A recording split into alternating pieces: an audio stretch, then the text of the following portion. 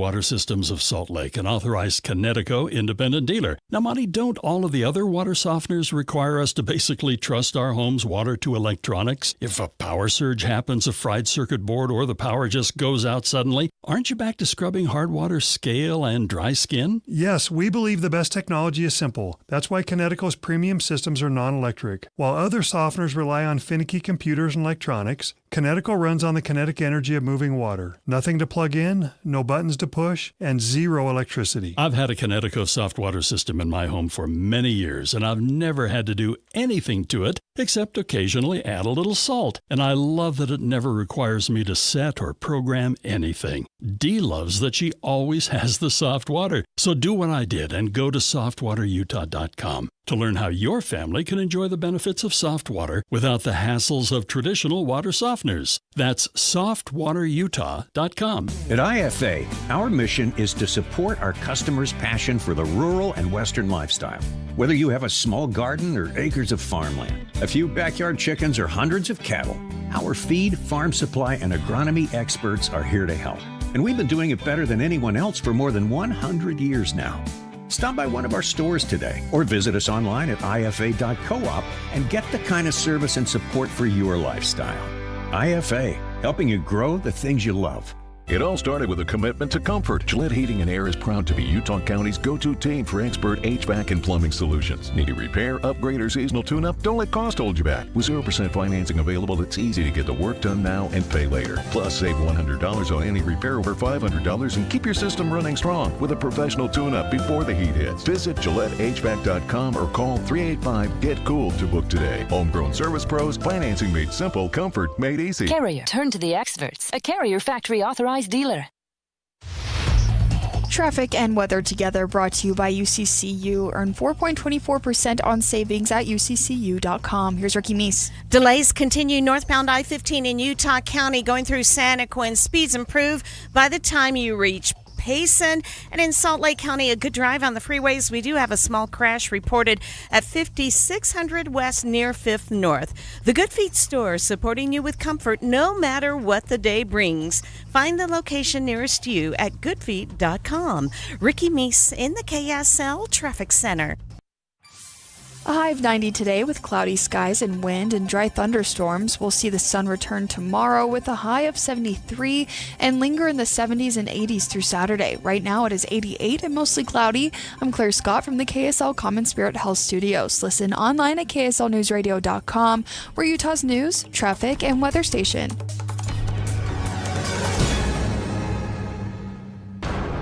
KSL Brightside with Ethan Miller. Doug Wright is probably rolling over in his grave hearing us back on the air. And Alex Kouri. Well, first of all, Doug's not dead, but yeah, he probably would not approve. This is KSL Brightside on KSL News Radio. Welcome to KSL Brightside. I'm Ethan Miller. I got Alex Kouri here with me, and all day, all morning, and in the afternoon, KSL's been monitoring the sentencing hearing for Kouri Richins, who's convicted of murdering her husband by poisoning him with fentanyl, lethal dose of fentanyl. And of course, that story's been a big deal here in the community. This happened just up in the Park City area, and the sentencing has been going on. We still don't have it yet. Right. They've taken a 30-minute break to give Kouri Richins a chance to get something deep before she herself makes a statement, which if she actually does it, I'll be really surprised.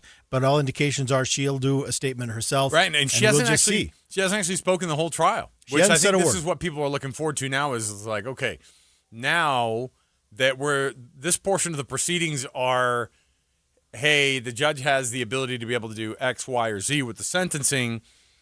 Everybody's speaking today. Her attorneys, her representatives, they read letters.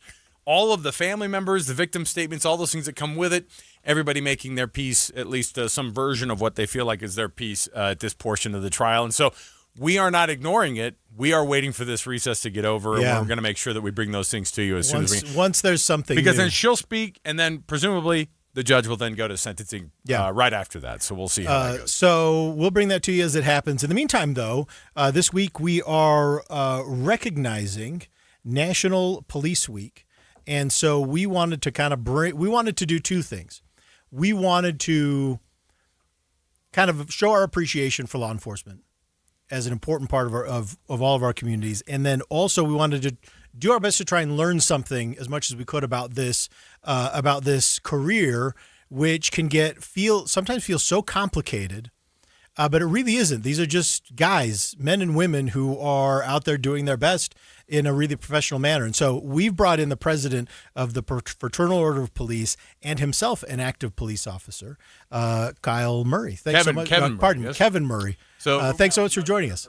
Yeah, let's see if we can get Kevin's. Are we good now to have Kevin's mic on? Okay, so yeah, we could give you whatever name you want, Kevin. Hey, but some people say just don't call me late for dinner, right? Hey, listen. I think I'll call you sir. One, we appreciate you coming in because we know it's not easy to just kind of carve out moments from all of the things that you do. But an active police officer, on top of being the president of the Utah Fraternal Order of Police, we chat about law enforcement stuff all the time. And a lot of times it's that transactional news story, right? You might get something and you go, okay, this is happening with this, a police officer involved with this. And I think one of the things that we are trying to help people understand, and maybe you can help us understand too, what efforts you guys are making to educate the public on what it is that you guys do. Because I would imagine that's a huge part of you guys trying to make sure people understand, like, hey, the relationship with the public and the police officers and any of the peace officers across the board needs to be understood a little bit better. And I think that both sides, we all look and go, how can we make that thing improve? And so what is the purpose of what you guys do and what your job is as the president of the Utah Fraternal Order of Police? Well, ultimately, going back to what you're saying about kind of letting the public know what we do a little bit more, there is a perception that, and I even fell victim to this as I was going into the police academy, that you think that police officers just go out there and write tickets. Mm-hmm. And, there's a whole lot more that we do than just writing tickets. And in fact, I actually haven't written a ticket in a very, very long time because of my assignment. But our job is to show up on people's worst day and somehow try and put the pieces back together so that they can go on with their life. Interesting. And a lot of that takes a toll, and it's never fun to go to somebody on their worst day and give them bad news. Sometimes that bad news is, hey, like you've messed up so bad that society says that you've got to go take a time out. And it's all in how we present that. And sometimes there's a no-win situation. And you go in there and you do what you can to help the public things get made right. So, but we want to do that in a fair manner. We want to make sure that we're respectful there, and educating our public on not everything is a fun thing, but we're trying to do our job. What do you think, in your experience, what do you think are the hardest calls to respond to? Goodness. For me specifically, I really struggle anytime there's a child involved. As a father of 4, like that's kind of where it hits me. And I'm just a person. And so as I go out on these calls and you see your kids, it's hard not to relate your own personal life into these situations.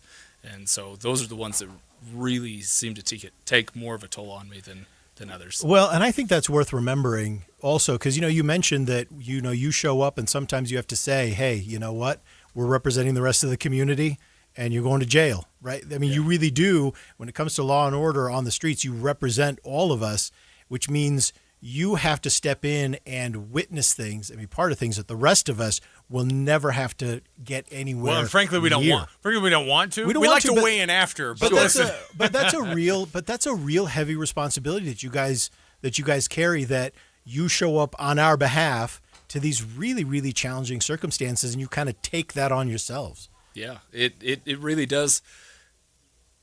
To say I don't enjoy it, would be a lie. This is, in my belief, it's a very noble profession. Yeah. It's something that I believe that if you, and I tell my kids this, if you live in a community, then we have the responsibility to give back to the community, and that can come in a million different ways. School teachers, is a big one, but I do think that everybody who partakes of the community should give back, and so it's an honor to be able to do this stuff on behalf of the community and to be able to do the job that not everybody wants to do. Right. There's been a lot of sad things that have happened in my career, a lot of scary things, but a lot of rewarding things that have come from it. So I've got a couple things here also that say Yeah, I mean, when we talk about, and this is something too, we're big interactive. I'm surprised you stopped it. The school teacher didn't mention talk show host. Talk show host. Yeah. Oh, of course. That's fine. I was going to get there. No, but like when we talk about these things, we always roll our eyes and go, look, what we do is just, I mean, we're just having fun over here. It seems really frivolous. There are other people who are doing, the work out there, and yet at the same time, like you said, hey, look, but at the same, you're also going to the same grocery stores that we are. You're doing the same things we also have kids. We're all trying to navigate that thing on top of the jobs that you guys are doing out there. And I think that one of the things that we wanted to do, and we're huge on opening things up to text messages and people interacting with us. So we'll open that up as well. 57500 is the text number if you want to weigh in on the. And you can ask, you can ask Kevin, anybody else, some of these questions as well, because I love to be able to ask these questions. If you're comfortable with kind of representing some of those things and answering questions on behalf of law enforcement kind of as a whole here. I've got one here. So I want to pivot to something that might be good advice for me, okay? Now, I don't get a lot of tickets, right? Yeah. And I know in your current position, you don't write a lot of tickets. Glad to hear that. But I get all kinds of conflicting advice of what you do when you're pulled over, right? Yeah. Like, how do you respond? How do you react? Because police officers approach these situations with a little bit of, wariness because they can go sideways really, really quickly. So from your point of view, what do you think I should do if I get pulled over for whatever reason? How do I respond to that? What's the best possible way to make sure it goes well? Ultimately, everything is dictated from the traffic stop for me, kind of from the standpoint of when I make contact. Okay. For the most part, if I show up, I'm going to respect, or I will respect anybody that I speak to. But you never know with a traffic stop. It can go one way or another. And I'll tell you this experience that happened to me the other day. I was driving down 215, and there was a truck so I drive a detective vehicle. It doesn't have lights, it's not marked. Okay. And so it's a cyber truck. It's fine. We know. There's money out there, right? So I'm driving down 215, and there was a truck, and he was cutting everybody off, and I'm not marked as a police officer. I don't have to make that stop, but he was doing a dangerous thing. And so I walked up, and like I say, I haven't written a ticket in quite some time. Right. So I walked up and I said, hey, can you, I go for the lecture instead of the ticket. And so I said, hey, what's the big deal, guy? Why are you driving like this? And the man started breaking down and crying. Oh, jeez. I'm not going to say crying, it'll get you out of a ticket. Right. Because he wasn't going to get a ticket from the beginning. But I had no expectation that this guy was going to break down, and I ended up pulling him out of the car, and we talked on the side of the road for a good 15 minutes. And he told me everything that was going wrong in his life.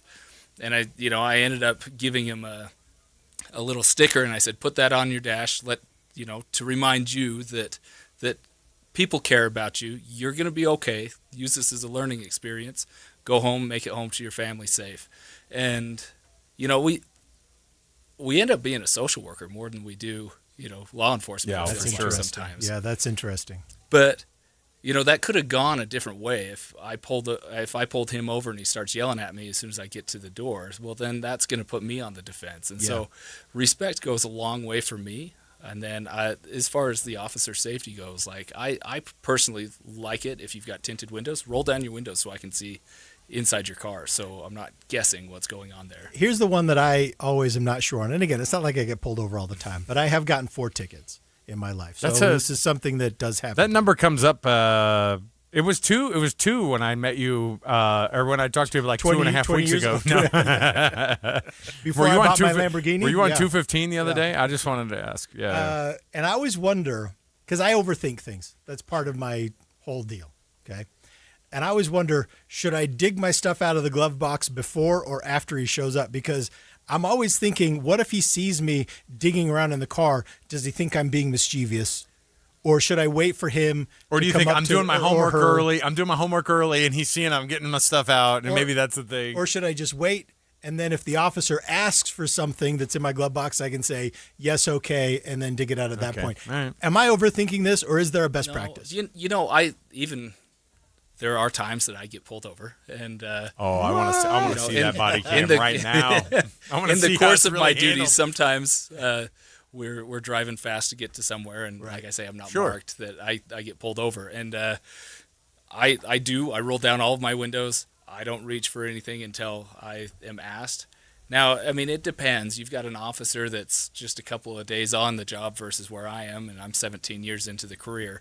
And I've had a whole lot of experiences in there that, even things going really, really bad on a traffic accident or a traffic stop, that I'm not quite as jumpy as maybe somebody else is. Yeah. But it is good to defer to just hang out there, wait till he asks. Let them ask for it. I want to let let more text percolate here. 57500. If you're okay to do it, Kevin, will you stay with us for another segment, just here to the bottom of the hour? Like another 10 minutes. Just another 10 minutes or so. I think it'd be good. And the reason we're doing this is, of course, we're actually trying to. We want to make sure that we do things like this more often. And Kevin is the president of the Utah Fraternal Order of Police. Kevin Murray is his name, and he is joining us in that behalf and try to kind of give us some more education on what the police are going through. Because right now, as we go through it, we're talking about all these. It's National Police Week, and on top of all of that, there is a National Law Enforcement Memorial Vigil tonight in Washington, D.C., and there are going to be local names that are added to the monument for fallen officers. On top of that, we are just making sure that we're making people aware of what some of the things that officers are going through, and so we're kind of getting that direction as well from Kevin, because he's helping us out and letting us know kind of the law enforcement side of things. On top of all that, from the law enforcement side of all of the things we cover here on KSL News Radio, the order part is happening right now up in Park City, where we're anticipating in the next 10 to 15 minutes here, probably hearing from Kouri Richins as well. And so we're going to jump into that. The sentencing hearing is today. We'll bring you all of those things, and Kevin is going to continue to join us here. 57500, get your questions in for law enforcement officials, things that you wish you could ask a cop right here. And Kevin's going to answer those questions to the best of his ability with so many years of experience that he has. So stay right here with us. More to go. It's KSL Brightside on KSL News Radio. Friday, join KSL News Radio and NPS from 10 to 1 as the movie show stops by. Then browse and uncover what makes NPS so great. With 4 locations, NPS takes in new inventory every day. Then they check all competitors' retail pricing before marking items down 20 to 70% off. So you're invited to visit the movie show Friday 10 to 1. And that's the first step to discovering NPS. Visit npsstore.com to begin your own NPS adventure. npsstore.com. Hyundai gives you America's best warranty on every new vehicle. It includes a 10-year, 100,000-mile powertrain limited warranty, plus 24/7 roadside assistance. That's peace of mind from Hyundai.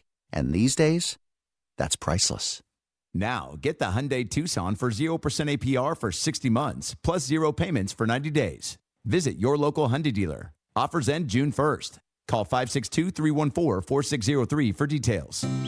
Welcome to J&J Nursery, Utah's largest producing nursery. That means they grow more, so you get the best selection, freshest plants, and unbeatable quality, straight from their nursery to your home. They're open year-round, offering everything from stunning outdoor plants to lush indoor greenery, unique home decor and gifts, and all the nursery and garden supplies you need to grow something amazing. J&J Garden Center in Layton. Just take the Layton Parkway exit to Main Street and head west on Gentile.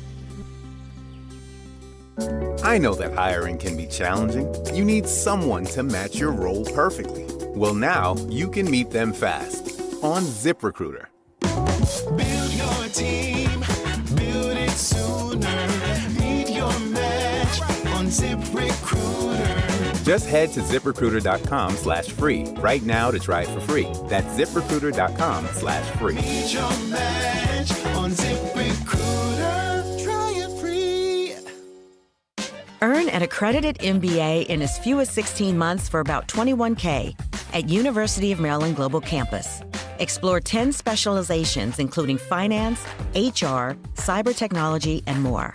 Plus, showcase the value of your MBA with a comprehensive learner record and digitally demonstrate in-demand skills and credentials to employers. No application fee if you apply by June 1st.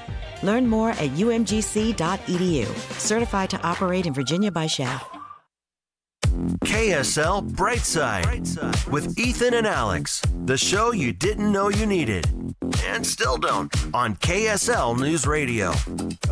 Welcome back to KSL Brightside. I'm Ethan Millard. Joining Alex and me here in the studio is Kevin Murray, who's the president of the Utah Fraternal Order of Police and an active police officer himself. It's it's National Police Week. And so we wanted to just chat with a police officer and get the inside scoop on what it's like as a police officer. And I've got a follow-up question I want to ask here. We actually talked about this a couple of weeks ago. Alex and I did. Well, last week. We were on the air a couple of weeks ago, last week. And that is, what do you see civilians do that hinders when you're out in the field? What do you see civilians do? And let's just assume that people are well-meaning, right? Yeah. Really want it to go well for you, want justice to be served, want to do their part. What do you see where people can really get in the way and cause problems for you? And what are things that civilians can do kind of in the field that are actually helpful to you when you are responding? A lot of it, for an analogy that most people would understand, when you're driving down the freeway and you're wondering what's taking so long, and you get to the reason why it's stopping, everybody taps their brakes and it slows it down.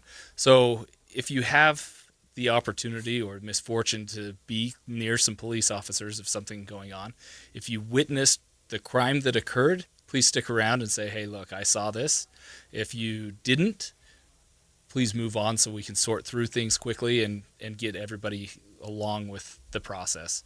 That's a big thing. So basically loitering. Yeah, I mean, we call it a looky-loo, rubbernecking, that sort of thing. But that's a good thing that helps us out. No idea doing that. No idea what you're talking about. In fact, off of principle, if I see an accident that's up there, I look the other direction and just go, I don't see a thing. I'm going 70 miles an hour right now. I love why we do that too. As long as you don't close your eyes, you're probably... I know. Yeah. Everyone's like, I can't believe those people are all slowing down for this. Holy cow, did you see that card? It was flipped all the way over. My kids love to do that too, where they go, Dad, slow down. I'm like, no. But you know what I'm talking about. People, I hate it. I hate the slowdowns, but at the same time, you get up there and then you go, oh, something's going on here. People want to help the police. I think most people do genuinely want that to go well. You get people, though, who are ready and they try and intervene, and that can go really badly. Should people just wait to be asked, otherwise let you do your job? Yeah, I think for the most part, if you stand back, and we'll notice you, but don't try and interject, but inevitably we have to walk back to our cars probably 5 times on different calls to grab different paperwork or check somebody's information. As the officer's walking back to his vehicle, maybe that's a good time to be a safe distance from him and say, hey, I saw this, or hey, I have this piece of the information, would you like it? And the officer's he's going to say, yeah, I'd love to talk to you in a little bit, but stay there and we'll get to you. Right. Yeah, and I think there are some people who go, you know what, it's up to them, it's their business, I'm just going to move on. And I think most people go, look, you don't have to hang out and give them that tidbit of information that actually wasn't helpful, but you can do the thing where you say, hey, I'm here. I want to be able to help. We talked last week a little bit about the whole idea of getting involved in the sense of, I'm going to go tackle a guy. We had a guy. I'll help this officer out. I'll tackle him. I'll tackle the other guy. Yeah, there was a guy by Strawberry Reservoir who drew his concealed weapon to try and support a police officer, and that just sounds... Oh, it sounds insane to hear. Really super dangerous thing to do. But also, if you put it in a movie, you'd be like, what a hero. Like, in some cases, you can write the script a certain way and make it sound like it's something. And so I think that's the part where people go, man, law enforcement officials, love your support. Maybe that's a little bit too far. Maybe there are a lot of different instances of going too far. I know we can't keep you all day because you got to get back out to your assignment. So I want to kind of end on this. There is a shortage of police officers. You could use more police officers. Yeah. And so tell us a little bit about what it's like to be a police officer, and what do you think young people need to know so that they can gauge whether or not this would be a great career for them? So, like I said before, it is a noble profession. You get in to the job and you feel like you're making a difference. You get to make a difference in people's lives. And then you kind of lose that a little bit because there's no solving crime. Like, you may solve a crime, but somebody takes their place. But you start to focus a little bit closer on the community impact. Mm-hmm. And when it's that person's bad day, did you help them on that bad day? So that's a big portion of job satisfaction for me, is what am I doing for the community? And next to that is, what can I do for my family? So recently we've been able to get raises in in law enforcement across the state, pretty decent raises. And when I first started, my wife and I, we worked opposite schedules, and it was great as being a dad working graveyards. My kids thought I was that I didn't work, that I was an unemployed bum. They thought it was amazing that Dad never went to work. And he's home all day. I was there where I put my kids to bed, and then I was there when they woke up. And the greatest thing in the world. So to be able to help the family, your own family, to be able to do that, and you can choose schedules around the clock. The shift work is detrimental to your health, but man, it's great for the family. And and then a steady paycheck. It never goes away. And so I talk to all the I call them kids now, but all of the kids in my neighborhood, and I make sure that I tell them the stories that they want to hear and about my job, and they're interested. And I think we continue to flame that because there's a lot of drawbacks to law enforcement. It's not a safe profession. It's, mentally it really carries a weight on you, but man, we need good people in this position. And so if we don't, as current officers, encourage people that will do well, then it seems to me that from what you're saying, there are a couple of big positive elements. One of them, absolutely, job security. Yeah. When you're out there, you're a professional, you're doing a good job. One thing we never see is mass layoffs at police departments, right? I would say never. I mean, there was a year, maybe 6 years ago, about this time in a state up north that they laid off a bunch, but very rarely. Very rarely. Good, steady, good, stable communities always need. You're understaffed. Always need good police officers. And then number two, it seems to me that you really do, with as challenging as the job can be, carries a high level of satisfaction. Yep. And I love that. That sounds amazing. He's Kevin Murray. He's the president of the Utah Fraternal Order of Police, and he's been nice enough to join us and give us a couple of the breakdowns on how to handle things as Ethan gets pulled over for, well, hopefully his upcoming fifth speeding ticket, maybe if we're lucky here. So someday, Kevin, we appreciate it. Thank you so much for joining us. It's Law Enforcement Week, and we're just trying to honor the officers, the men and women who go out there and do the law enforcement side of things. So thank you so much for hanging out with us today. We appreciate it. We'll take a break. We'll come back. We are going to head back up to Summit County and get you an update on the sentencing hearing. Kouri Richins is expected to go to the podium here shortly, so stay right here with us. More to go. It is KSL Brightside.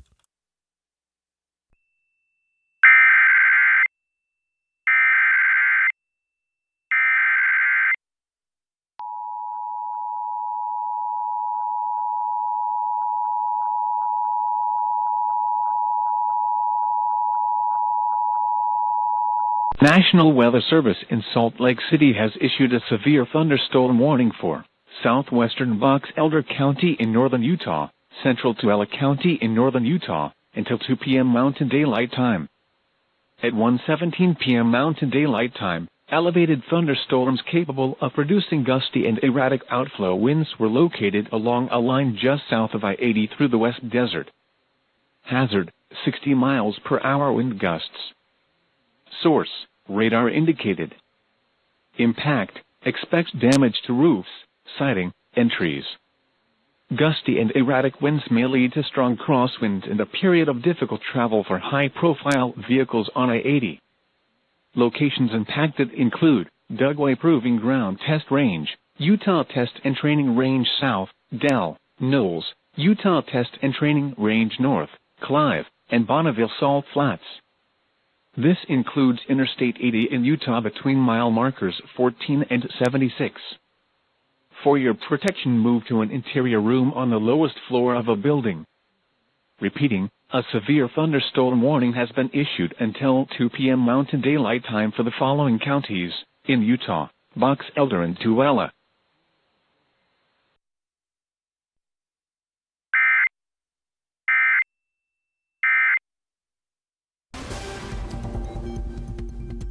Breaking news here at KSL News Radio. Kouri Richins taking the stand up in Summit County, part of the sentencing hearing. She is for the first time breaking her silence during the entire trial of the murder charges and the murder conviction of her husband. Let's go up to Summit County right now and to hear her words before the judge. Ready to hear it today. That's okay. My hope is one day you will be. May 6th of 2024. Temporary custody was transferred from the state of Utah Child Services to your Aunt Katie and Uncle Clint. My last video call with you boys was several weeks prior to that, around April 24th, 2024, when you were still in state's custody. Once temporary custody was transferred to Katie and Clint, against my wishes, they cut off all of my communication between you boys and I. It was years before I would ever have a trial. I warned social services that if they gave custody of you to the Richins family, it would be the last time I would be able to see or speak to you boys again. And your opinion of me in this case and wild allegations would soon mirror those of the Richins family. And that's exactly what happened.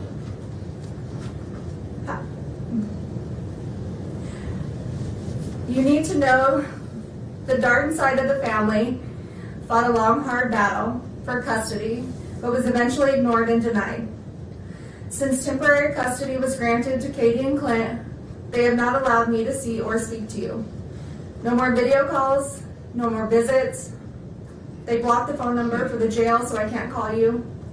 Birthday cards, Christmas cards, the letters I would send you boys, they were all returned or rerouted. All of my contact was cut off more than 2 years ago. So please, please ask them. Please ask them for your cards, for your letters, if I tried calling you. Please just ask them, whether it's now or in 10 years. The one thing I need you boys to know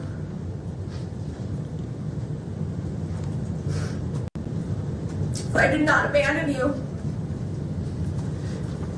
I did not just walk out of your lives one day to never return, to never call, to never show up. Regardless of what anyone tells you, I would never ever leave you boys. And I am so sorry if for even 1 second you thought that I did. If for even 1 second you thought that I didn't love you. Because that couldn't be further from the truth. You boys are my world, the reason I continue to wake up every day and fight to come home. You're my reason for living. I understand that you're in a difficult situation, mentally, emotionally, and physically. I understand you guys have been through an extremely difficult time this past 4 years. You should never have to deal with such tragedy, and I am so, so sorry that you are going through this. You boys have the right to be angry, and sad, and confused, feel in survival mode, have questions. All of this is completely valid. Your feelings are completely valid. And one day, when this is all over, we can sit down and talk about all of this and sort it all out. And I promise you boys, one day it will be over. I'm not perfect. I have succeeded and I have failed. As a person, as a wife, as a parent, we all do. I have done plenty of things I am not proud of. Some I regret, some I don't. Some I'm ashamed of, and some I'm not. I regret things I have done right in my life to later find out they were for the wrong people. I have said things I shouldn't have. I have done things I shouldn't have. Sometimes I haven't said what I should, or not meant what I did say. There are things I can't change, and long overdue apologies that I owe. There are would-haves and could-haves and should-haves. We all have them. We have all done them. And you boys will too one day, but in your own way. And that's okay. That's life, and we're human. Nobody is all good or all bad. We just get portrayed that way. You're going to succeed and achieve amazing things in this life. You're also going to make mistakes and fail at some things. But use those opportunities to grow and to learn. They do not define you, and don't ever let other people make you think that they do. We are not defined by our best or our worst moments. We fall somewhere in the middle, ever evolving. And you boys are ever evolving. Secrets diminish self-respect. They lose trust. They make us lose ourselves. I fell in love with someone who wasn't your dad. Your dad fell in love with someone who wasn't me. I did things behind your dad's back. He did things behind mine. Don't keep secrets. Always put your spouse first. Your dad and I didn't always do this, but don't be like us in that aspect. We made mistakes that I know I regret, and I'm sure if he were here today, he would say that there are a few things he regrets as well. Marriage is hard. Marriage takes work. Marriage takes love. Big love. Deep love. And you may think about divorce, and you will have fights, but then you will make up, and you will forgive each other.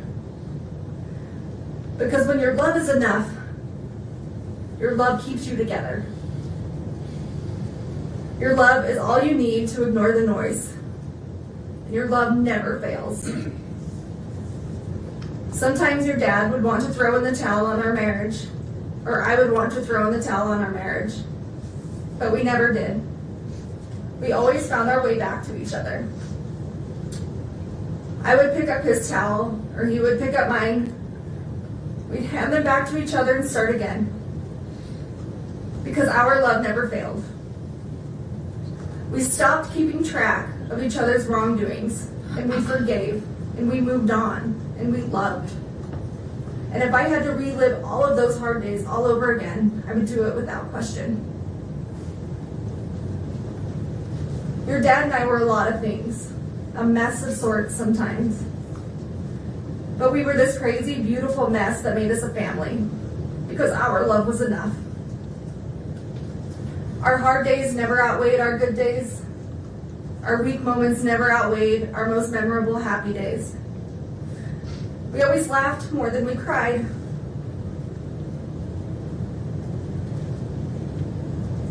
We failed at some things, but we never failed at loving you boys. Our love was enough to make our house a home. Our love was enough to stay together to raise you boys. Our love was enough to forgive each other when others said that we shouldn't. To do things for each other others may disagree with. Our love was enough to protect each other, even though it may cost us everything. Love can make you lose yourself. Sometimes it makes you do things you know you shouldn't, but knowing it's not wrong at the same time. Because your spouse is your person, and your love is enough.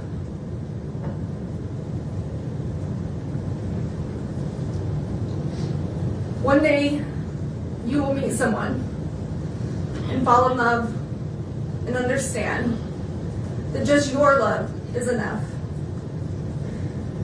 Enough to withstand everything else, the noise of the world, the obstacles, the trials of marriage, the heartache, bad choices, forgiveness. You will understand your love is enough, and your love never fails. Don't worry about what others think about your relationship. Don't worry if they would do things differently. You just love. And you love big, and you love deep, and you protect your love. Your dad and I didn't have it all together. Together we really did have it all. Because we had you three. Don't let anyone choose the direction of your life by their opinions and their judgments. Being able to hold yourself together in the worst of situations doesn't make you emotionless. Separating personal and business life and emotions doesn't make you unreasonable. Resentment can get the best of others. Don't let it get the best of you. People will always have a lot to say about lives they've never lived. Live your life the way you choose to live it. Just be safe and be healthy and be happy. That's all that matters.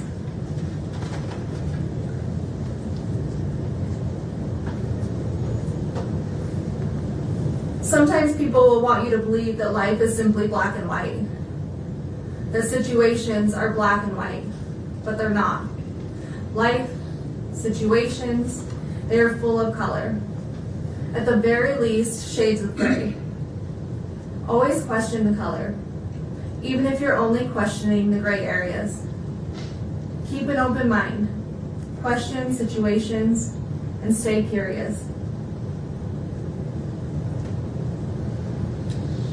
You will have some people in your life tell you how their love for you is unconditional.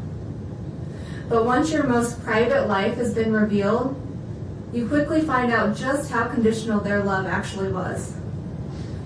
Choose the people you hold close to your heart wisely. And always be the friend that walks into somebody's life when everyone else chooses to walk out.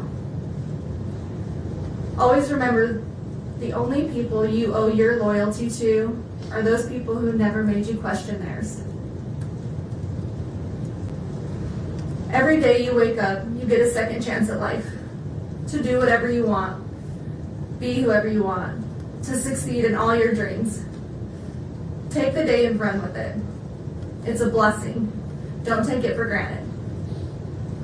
Sometimes you'll have hard days when all you want to do is count all the ways things are going wrong or have gone wrong in your life.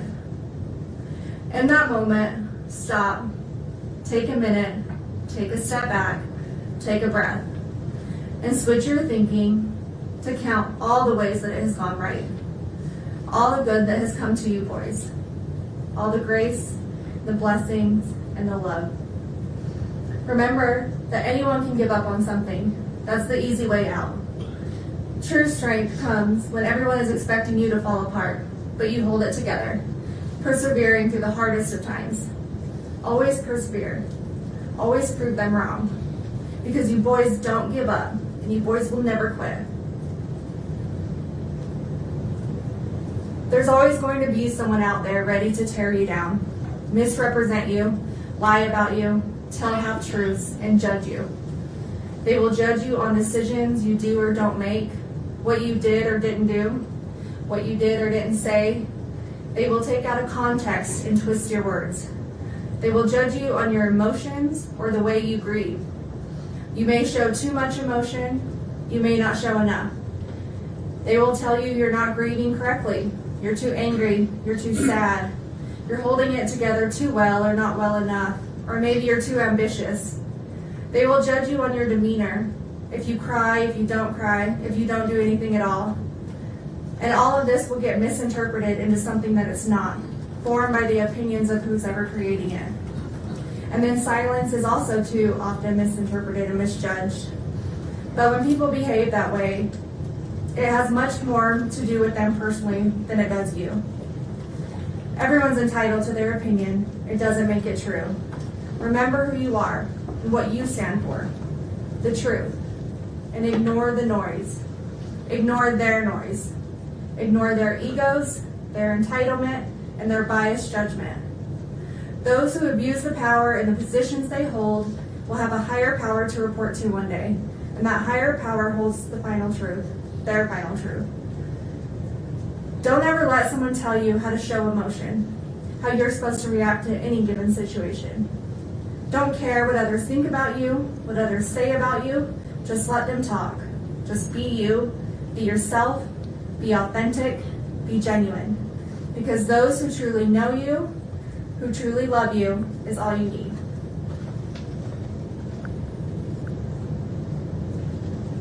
Forgive those who turn their back on you, but never forget. Don't hold hate in your heart toward others.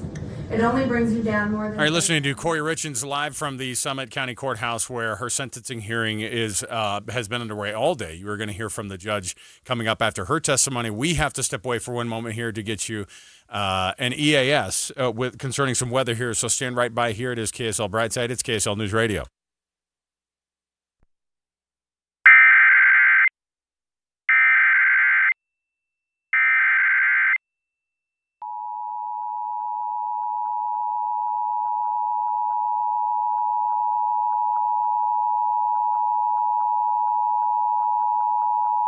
The National Weather Service in Salt Lake City has issued a severe thunderstorm warning for central Salt Lake County in northern Utah, southeastern Davis County in northern Utah, until 2:15 p.m. Mountain Daylight Time.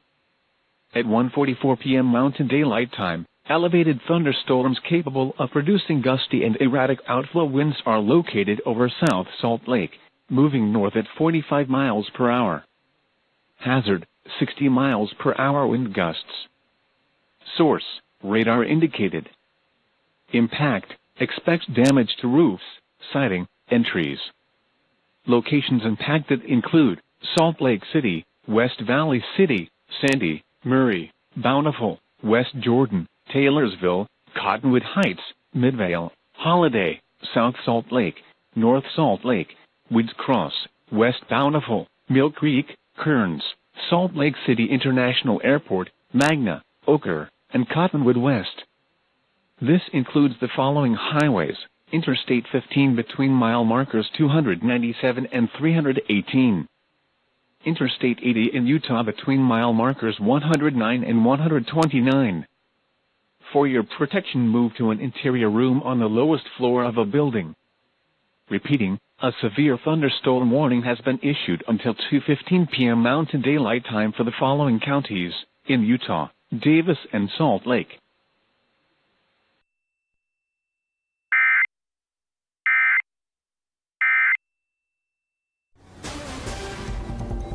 We are now going to rejoin the proceedings up at the Summit County Courthouse where Kouri Richins is speaking at her own sentencing hearing. We'll go there now. Don't keep track of wrongdoings. Let them go. Forgive. Move on. Show compassion, empathy toward each other. And never go a day without telling one another you love each other. Because you are never too old, or too cool, or too busy to love each other.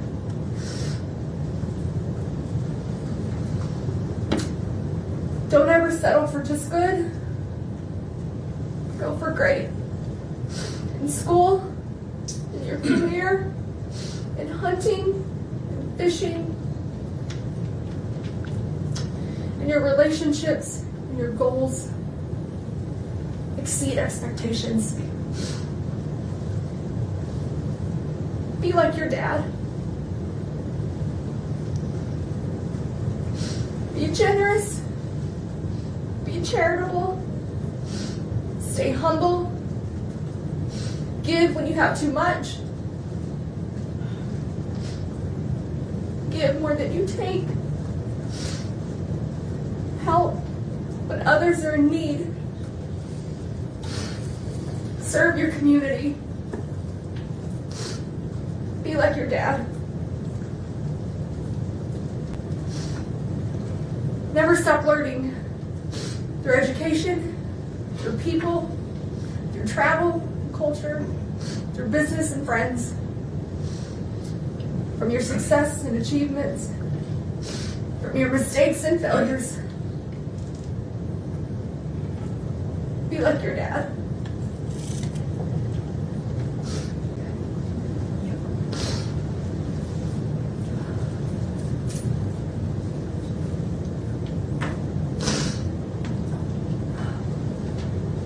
Love the outdoors. Find your peace, your therapy, your heart and soul on the top of a mountain somewhere where it's quiet, where it's calm, where you will be able to feel the spirits of those that you love and miss the most. Be like your dad.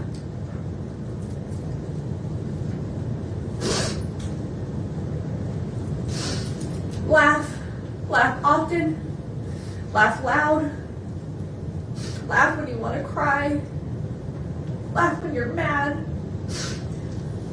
Have that laugh that everyone recognizes and no one will ever forget. Even when you're gone. Be like your dad.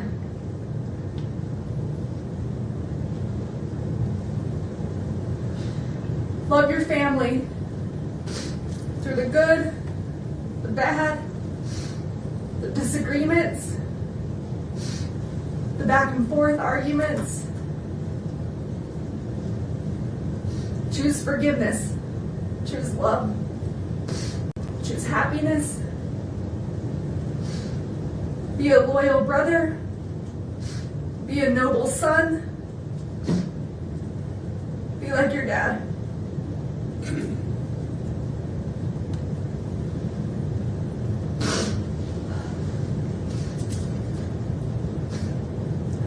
Have the hobbies that bring you excitement and joy, that give you a break from life, but build your life full of people and family who you love and that love you. Build a family that makes you happy to come home to every day, with a career that makes you hold your head high.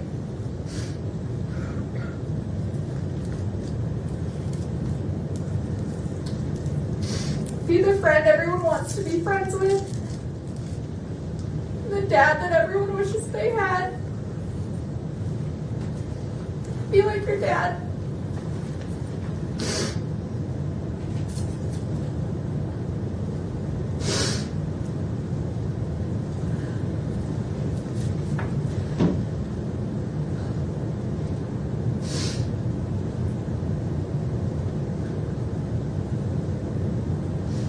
As your parents, your dad and I wanted to give you every opportunity or choice that we didn't have. We would do anything for you boys, or break our backs falling over obstacles and finding our way to be sure you had the best of the best. Even if we didn't always do it well, or have the right answers, or the words, we would give you everything that we had.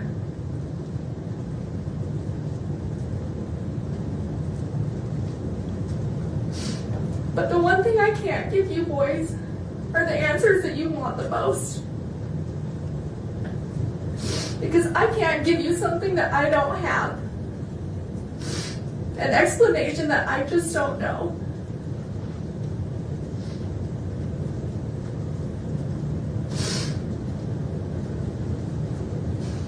I've never lost a son. I've never lost one of my brothers. A nephew. If you're just joining us, you're listening to Kouri Richins live from the Summit County Courthouse, where she's addressing the judge prior to her sentencing. This is her sentencing hearing. This is the first time that the court has heard from her. Even during her murder trial, we're not able to hear from Kouri Richins as well, but this is her speaking before the judge issues that sentencing coming up in just a few minutes. Walk me down the aisle. Be there for the birth of one of you boys. If only Dad were here. I do know what that's like. The lifetime of pain that brings. The sadness and the anger. I would never wish that upon anyone. Especially you boys. My own sweet babies.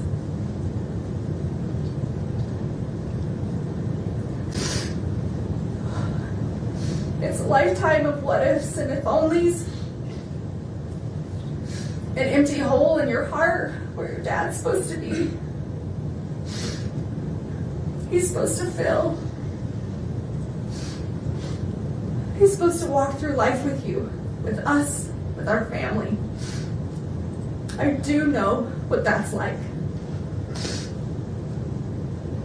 So murder, an attempted murder, 4 years later, and it's still hard for me to say those words out loud. They get caught in my throat. I turn my stomach, and I try to avoid them as much as possible. Because it makes me physically sick to think about. But still to this day, I can't believe this is real sometimes. That this is our life. That this is my life. Convicted of taking one of the people out of my life who filled it the most. My husband, the father of my children,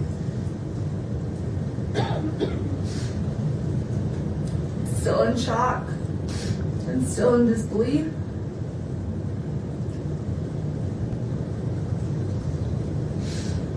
Accused and now convicted of such a heinous crime. Potentially costing me to never see you boys again. I just lost both of their parents, and there's no textbook answer. All right, we are still monitoring the severe thunderstorm warning on top of being able to bring you this Kouri Richins live at her sentencing hearing up in Summit County. Another EAS has just been issued, and we will get you dialed in on the weather side of things right here on KSL News Radio, so let's go right to it.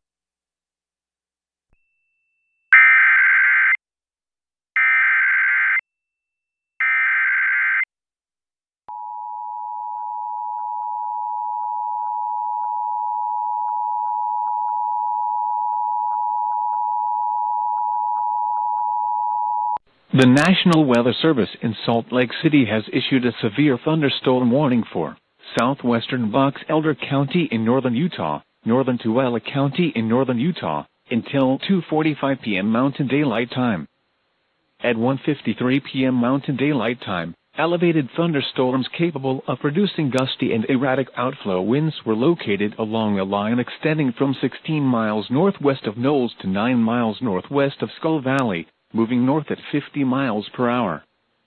Hazard, 60 miles per hour wind gusts. Source, radar indicated. Impact, expect damage to roofs, siding, and trees.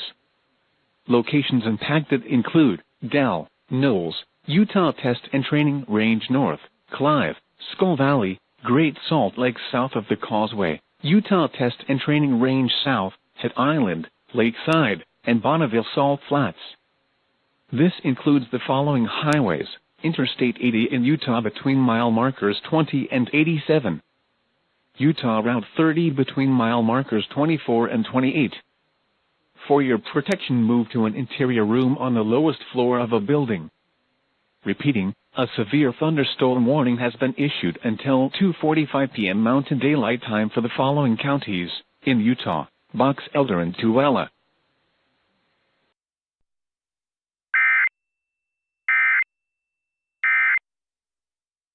KSL FM Midvale, KSL Salt Lake City. All right, everyone stay safe out there with that weather. We're now going to go back live to the Summit County Courthouse where Kouri Richins has been addressing the court at her own sentencing hearing. She was convicted of murdering her husband, Eric Richins, back in 2022. We're expecting her to be sentenced basically immediately after she finishes her comments. We'll go now live to the courtroom. And the other based on injustice and a system we're supposed to trust.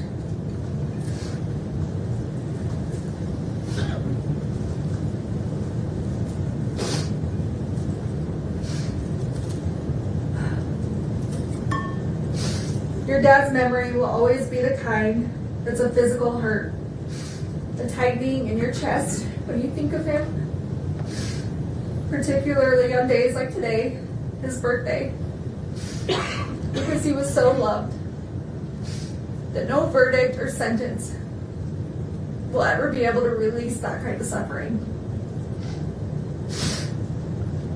I'm broken without your dad, broken without you boys. God did not put me in this world to take a life. God put me in this world to give life, your lives.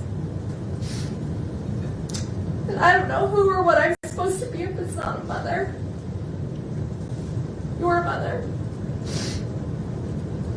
And as much as you've been influenced into thinking that Dad was murdered, that I took your dad from you, that is completely wrong and an absolute lie. And the thought of that is still as absurd today as it was 4 years ago. And just because someone may not be perfect, that's a far reach for them to be capable of murder. To kill someone, our someone. Your dad was in physical pain. A lot of physical pain. And just because some people didn't know or didn't want to see certain things doesn't mean they weren't happening or they weren't true, he would have never left us intentionally. And I would have never taken him from you, from us. He was the glue that held us all together, that made us, us.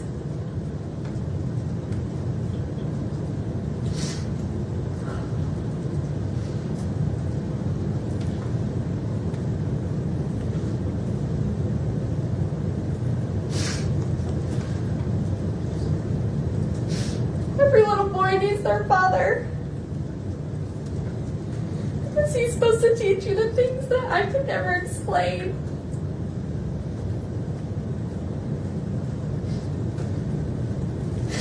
He's supposed to teach you and do things with you that only a dad can do.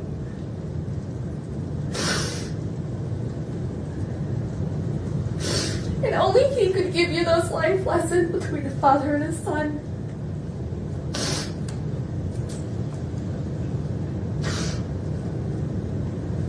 I would have never taken that from you boys. I know how much you need him, how much you love him.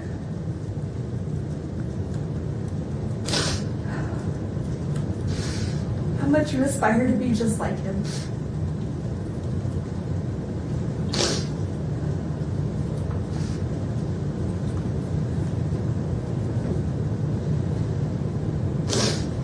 And I would have never taken that from you. And I'm so sorry that I can't bring him back. For you, for me, for our family.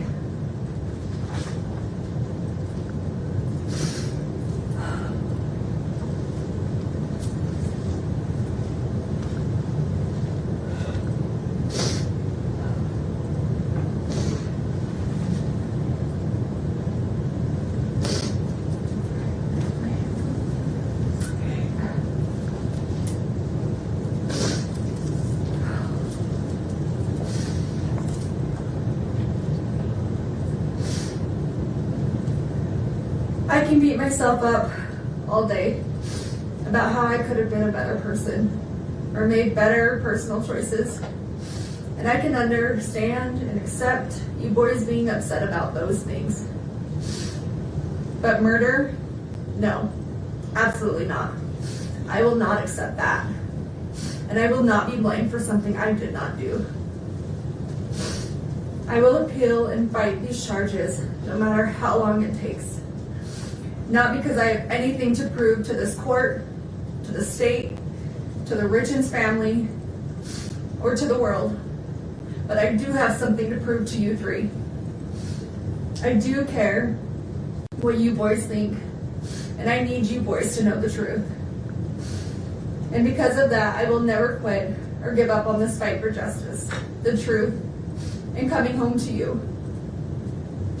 So please, I know that right now you may not believe me, that you believe I took Dad from you, and that's okay. I still and will always love you, and I'm asking that you please just don't give up on me. I'm coming home, not today, not this year, but we're going to make this right. Our justice system will get this right, although this courtroom can't seem to. We have a long road ahead, but I will never quit fighting my way home to you boys. I love you more than these words could ever express. I loved you before I ever met you. And I will love you long after I'm not here to say it. And every minute of every day, I miss you boys more and more. And I think about how much I wish I could be with you, that this nightmare would go away, and we could have our family back. This entire situation isn't fair to anyone, but it's especially not fair to you three. And you boys are all that matters. I want to remind you just how strong you are, that you are loved by so many, and I am beyond proud of you. of everything you have overcome, everything you have achieved, and how much you bring into this world.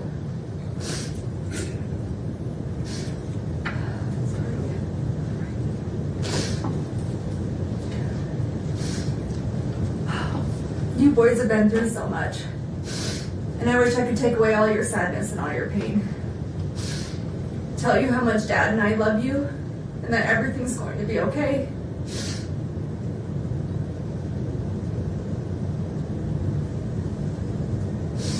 I wish I could count the freckles in your little cheeks.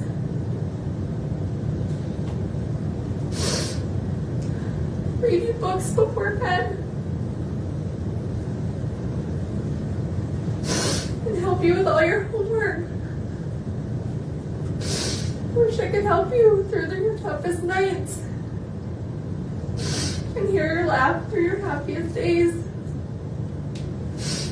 But for now, that's just not the way it is.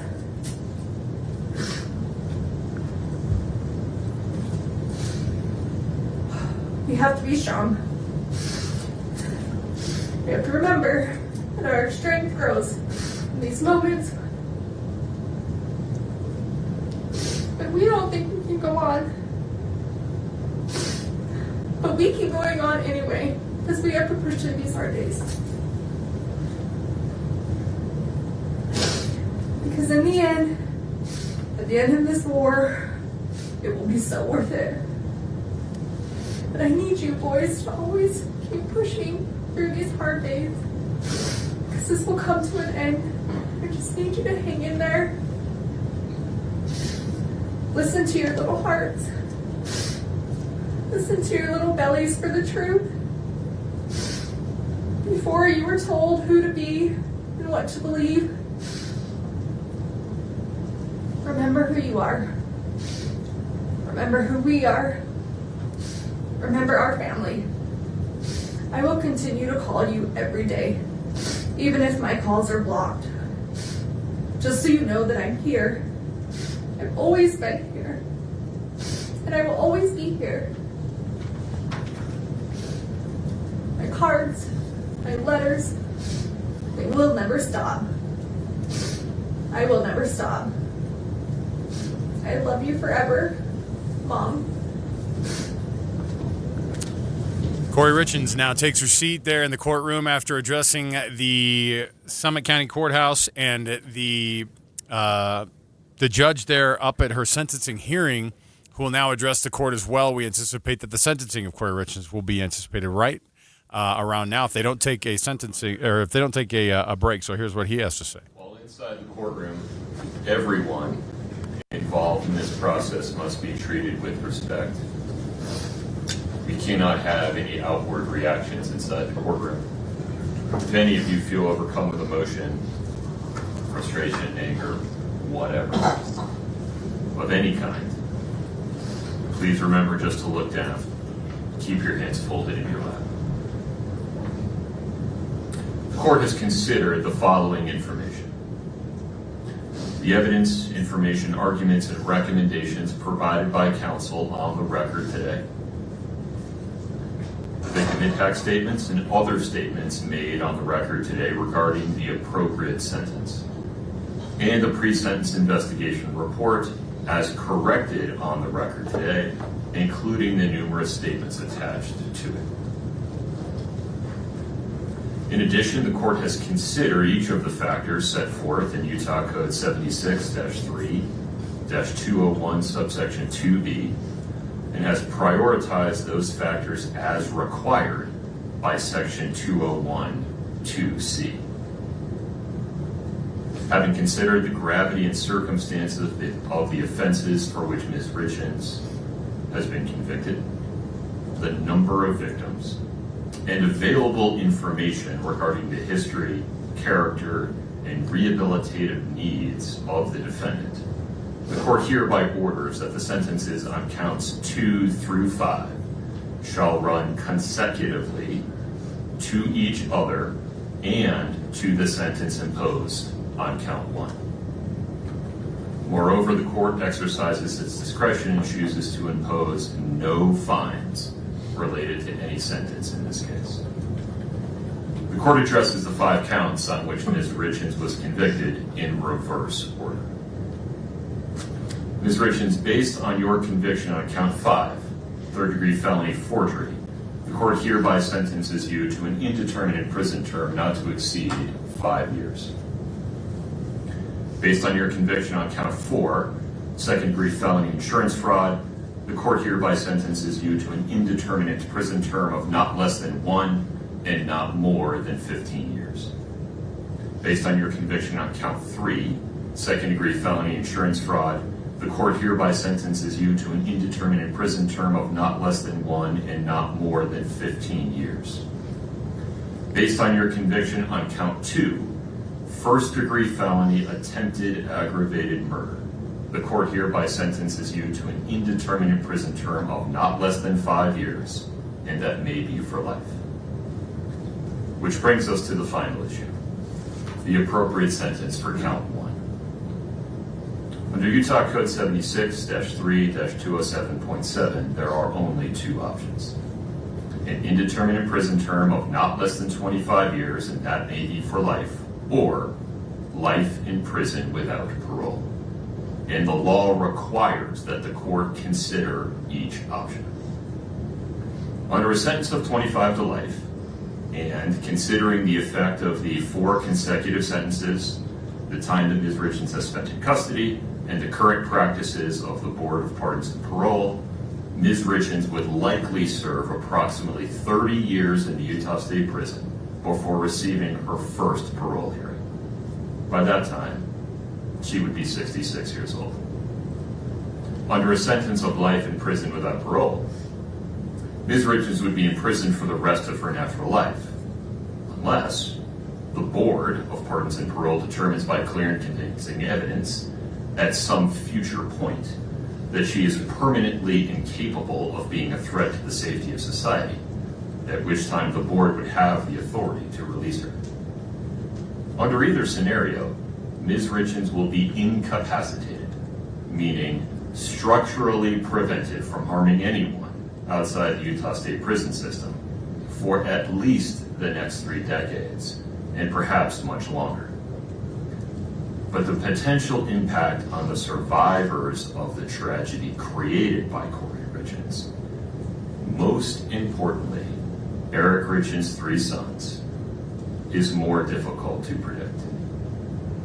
On one hand, if the court sentences Ms. Richins to life without parole, one or more of those young men may come to resent that the court eliminated any opportunity they might have in the future, decades into the future, to express an opinion as adults with substantial life experience about whether their mother should, for example, be allowed to die with dignity.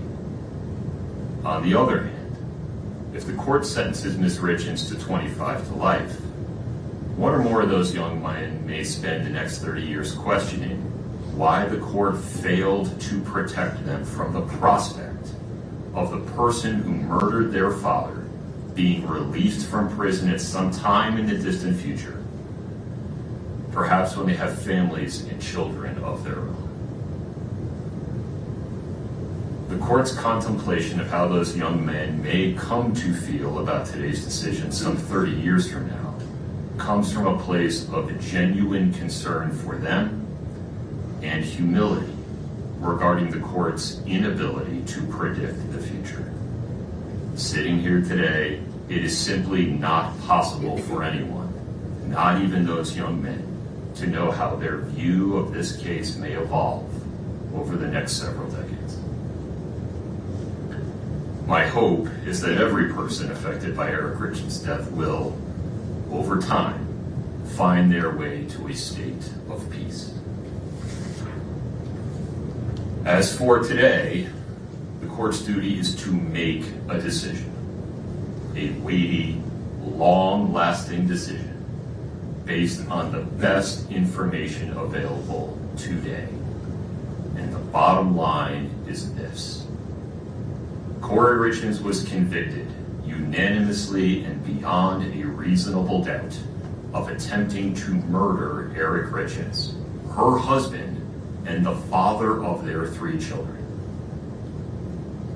And then, having failed in her first effort of spending the next 17 days, not changing course, but doubling down, preparing to try again, and ultimately completing the act through the administration of poison.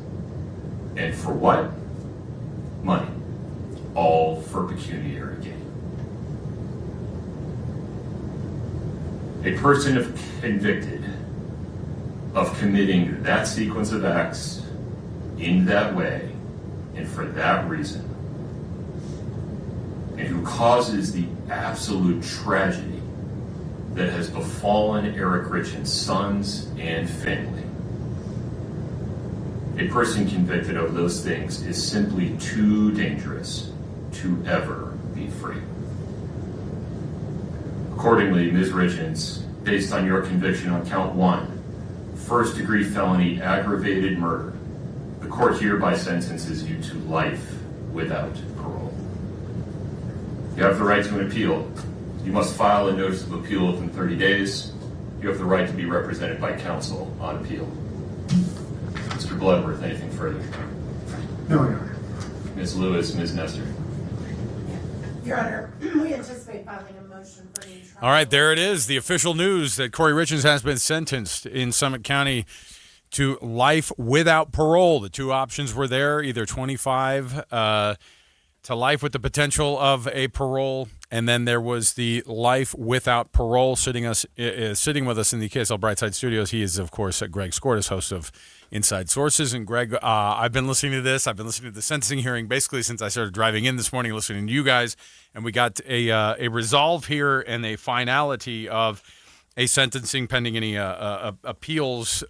Your thoughts right out of the gate there as you came into the studio and we got to listen to that thing together. Well, I thought that it was either all or nothing, and it was all. I mean, the judge gave her. He came out of the chute with the other 4 counts and said she should serve the rest of her, or she should serve all of her counts consecutive. That is, one after the other. You can't get more harsh than that.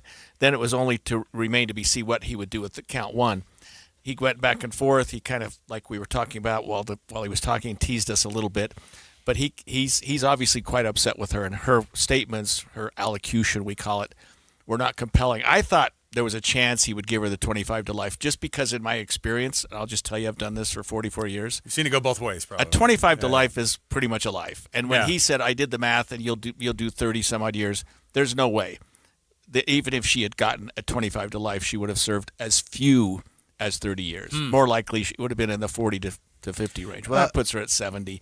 And I thought maybe some chance, but no, she will never, ever get out of prison. He brought up the boys at that point and said, what we don't know is that after their age will be a certain age, we can't guess where they're going to be at. We can't guarantee what the feeling is of those guys after that time frame either, and that was taken into account as well by the court. Right.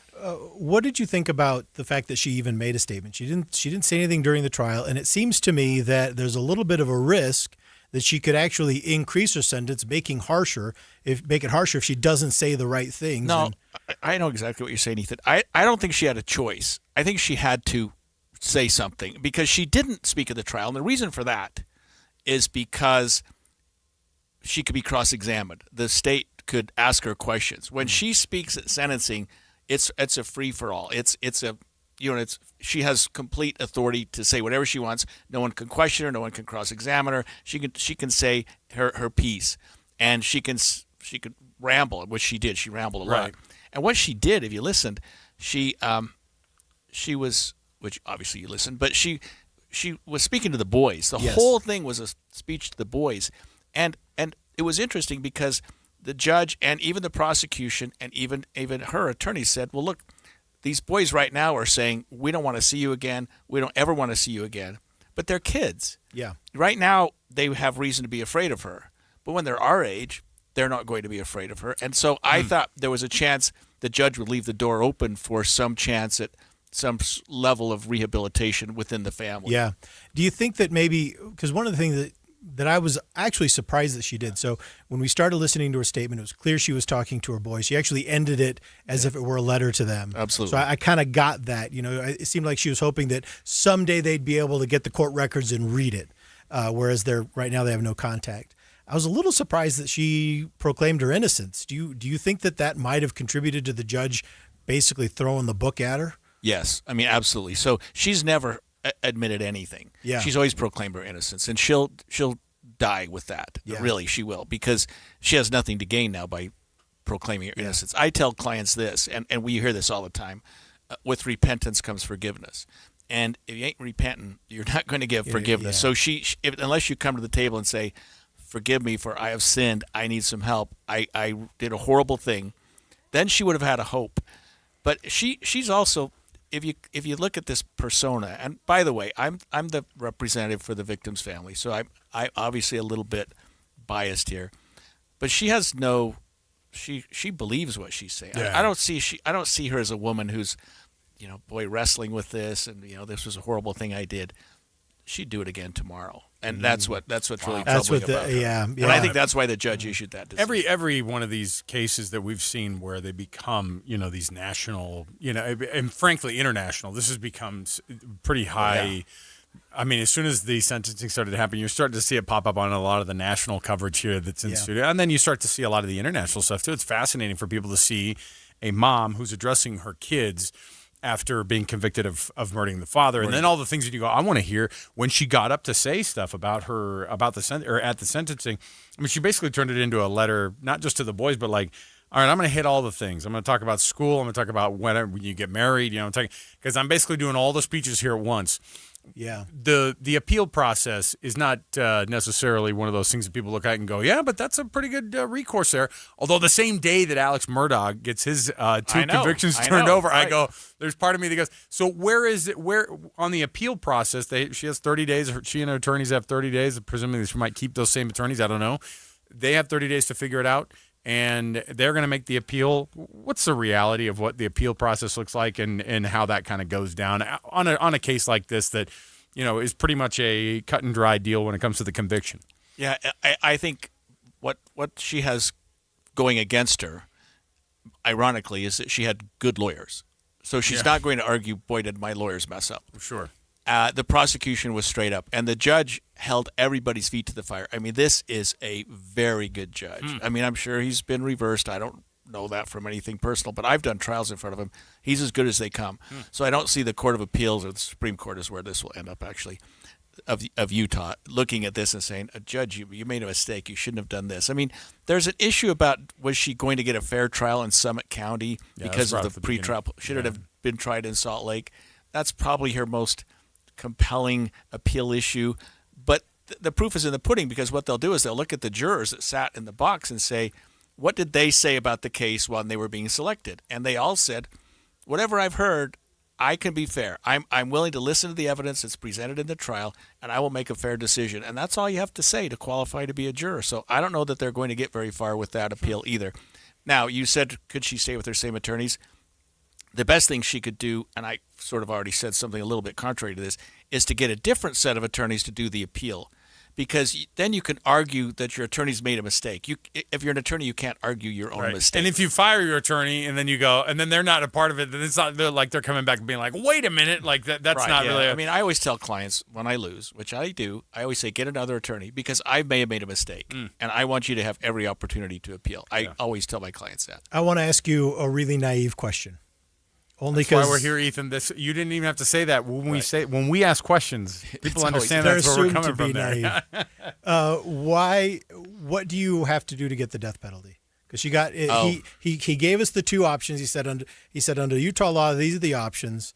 Neither of them were the death penalty. Yeah, at the beginning it was determined that, right? Isn't that how that works? So how did they decide that? No, that was good. The prosecution decided that at the beginning.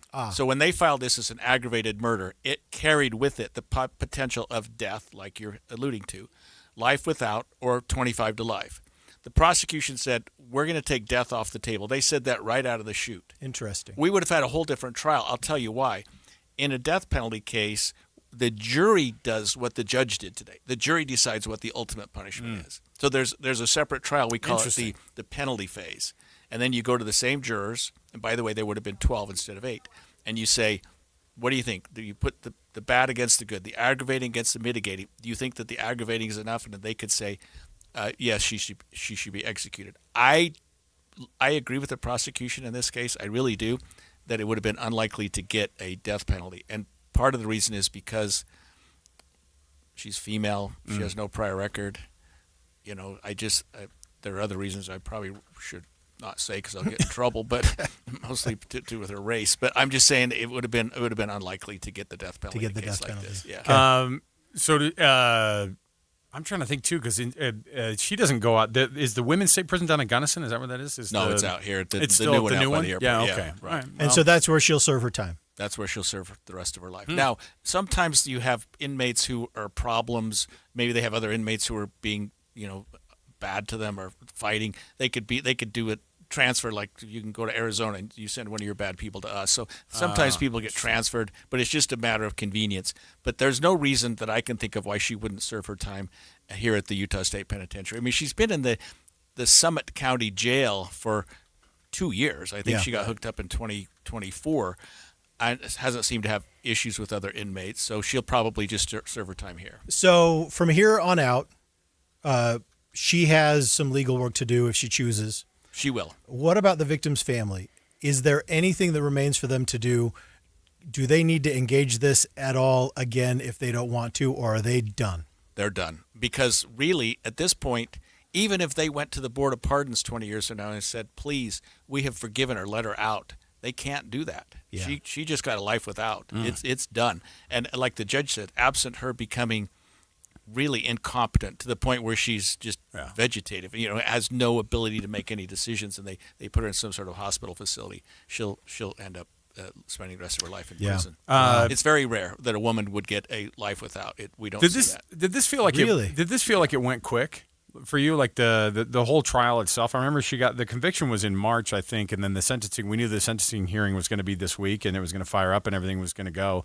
But I don't remember this being held up very much. This went pretty darn quick. No, it went slowly. I mean, really, it was 2 years. It was even a year before they charged her after the homicide. Yeah. 2 years in jail. The trial took 3 weeks. The only thing that happened really quickly, Alex, was the verdict. Oh, that was that's right. Trial, and they make a verdict in 3 hours. That's world record. Well, I'll tell you, her statement wasn't quick. No, she I went know, for right. 40 minutes? Painful, right? No, it was a lot. But she had to do that. I don't blame her. She had to take her Hail Mary. It's the last chance. And you really did see she was communicating a lot. It felt like she didn't have much to say to the court. It felt like she was communicating with everyone else. Yeah, she was talking to the media, to for sure. The public, right? Before we get out, and I know we're getting killed on time here because we've been pushed around with this all day. I did want to ask you though, from the because it did go so quickly, I remember the conviction did come back quick that day on the 16th of March, and I remember thinking, boy, that was quick. But I also don't remember there being just such.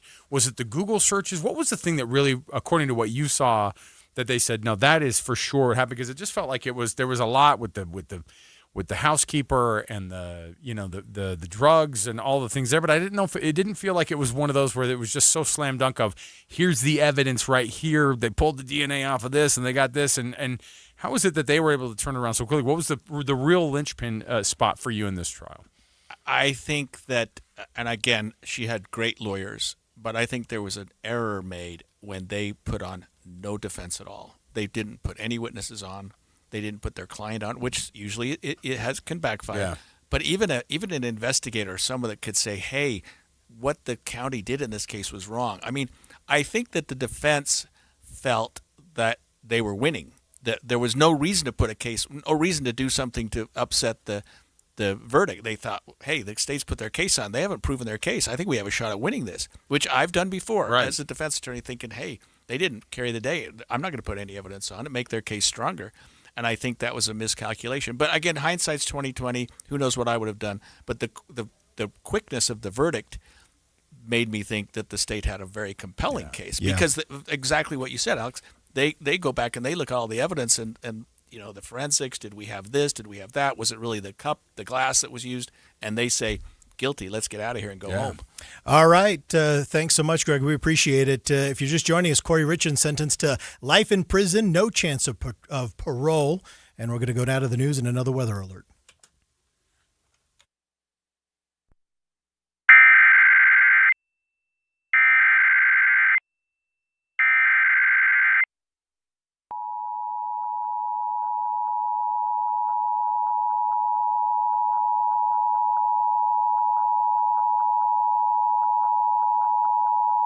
The National Weather Service in Salt Lake City has issued a severe thunderstorm warning for southwestern Weber County in northern Utah, southeastern Box Elder County in northern Utah, western Davis County in northern Utah, northeastern Tuella County in northern Utah, until 3:30 p.m. Mountain Daylight Time.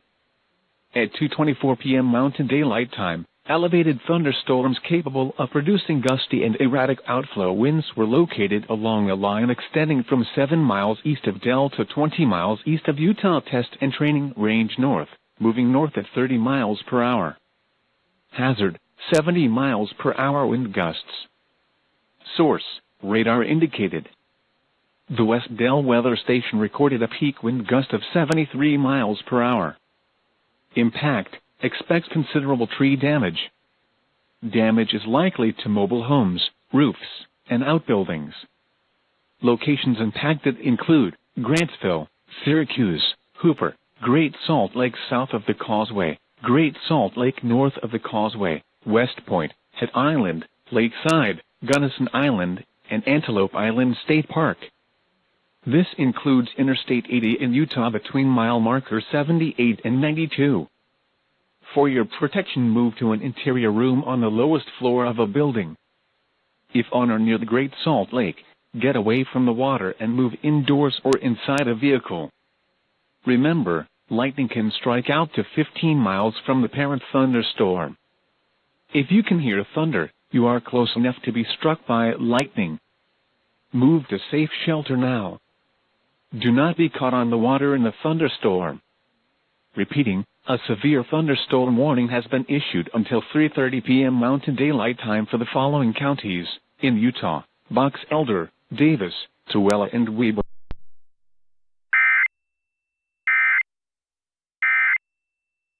This is Derek Overstreet, president of the New Millennium Group and co-host of Stop Working, Start Living with KSL News Radio. Can you imagine what your life would be like if you could retire 3 to 5 years earlier than you thought possible? The things you could do, the loved ones you could spend time with, the memories that you could create.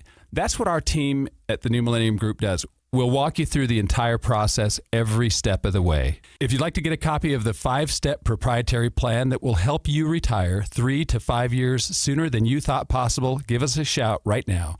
888-999-6370. That's 888-999-6370 or utahsfinancialplanner.com. Listen, most of our listeners right now have a tax problem, not a money problem.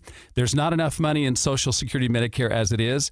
Let us show you how you can significantly reduce your taxes. That's 888-999-6370, 888-999-6370, or utahsfinancialplanner.com. My son loves to fly kites, but my active psoriatic arthritis can sometimes hold me back. Now with Skyrizi to treat my skin and joints, I'm ready to go. Skyrizi, risankizumab Riza, a prescription-only 150 milligram injection for adults, helps with less joint pain, stiffness, swelling, and fatigue. For those who also have plaque psoriasis, 90% clearer skin is possible with just 4 doses a year after 2 starter doses. Don't use if allergic to Skyrizi. Serious allergic reactions and an increased risk of infections or a lower ability to fight them may occur. Before treatment, your doctor should check for infection and tuberculosis. Tell your doctor if you have an infection or symptoms such as fever, sweats, chills, muscle aches, or cough, or if you plan to or recently received a vaccine. With Skyrizi, there's nothing like clearer skin and better movement, and that means everything. Ask your doctor about Skyrizi today and visit skyrizi.com or call 1-866-SKY-RIZZI to learn more. Doug Wright, and I'm here with Monty from Connecticut Quality Water Systems of Salt Lake, an authorized Connecticut independent dealer. Now, Monty, don't all of the other water softeners require us to basically trust our home's water to electronics? If a power surge happens, a fried circuit board, or the power just goes out suddenly, aren't you back to scrubbing hard water scale and dry skin? Yes, we believe the best technology is simple. That's why Connecticut's premium systems are non-electric. While other softeners rely on finicky computers and electronics, Connecticut runs on the Kinetic Energy energy of moving water. Nothing to plug in, no buttons to push, and zero electricity. I've had a Connecticut soft water system in my home for many years, and I've never had to do anything to it except occasionally add a little salt. And I love that it never requires me to set or program anything. Dee loves that she always has the soft water. So do what I did and go to softwaterutah.com to learn how your family can enjoy the benefits of soft water without the hassles of traditional water softeners. That's softwaterutah.com. KSL Brightside with Ethan Miller. And you're sure management's okay with this? And Alex Kouri. I thought you cleared it with them. This is KSL Brightside on KSL News Radio. Welcome back. This is KSL Brightside. I'm Ethan Miller here with Alex Kouri, and boy, what a day. It has been all Kouri Richins all day from the time we started the stream at noon, which, by the way, if you're not doing anything at noon and you want to hang out for a little bit, maybe enjoy while you eat your sandwich at your desk, which is my style usually, pop on YouTube and join our live stream, because it's always a really fun time. That goes from starting at noon and then starting at 1. We're live here on the air on 102.7 FM and 1160 AM. But it has been Kouri Richins, and honestly, Alex, I'm just exhausted. You're over it? Well, I will say that here's the thing. We used to have a thing on Nightside. Do you remember this? We would do this. As soon as somebody would get like a life without parole, we would be like, let's just treat it like we would anything else. Let's just forget about them for the rest of eternity. I think you know that's what her family's ready to do. I'm certain Eric's of that. Family's ready to do. She gets life without parole, plus a number of other sentences, because there was more than one charge. But all those are to be served consecutively, which Greg pointed out that he knew they were going to throw the book at her once the judge said these are going to be served consecutively. Then he knew that she was going to be in big trouble. Well, he just goes, well, that's not a good start for her. And when he started to make a little bit of the case, when the judge started to make a little bit of the case of like, I mean, she's going to be 66 before they even hear her first, just before they even have a chat about whether or not she could be eligible for parole. Like. And then he goes, and that's a long time. And then I started to think, oh, maybe. But then when he goes, yeah, but considering all the other things that have gone into this, and considering what the charge was, and considering the fact that there are other factors to this, that the boys, I don't know what they're going to feel like.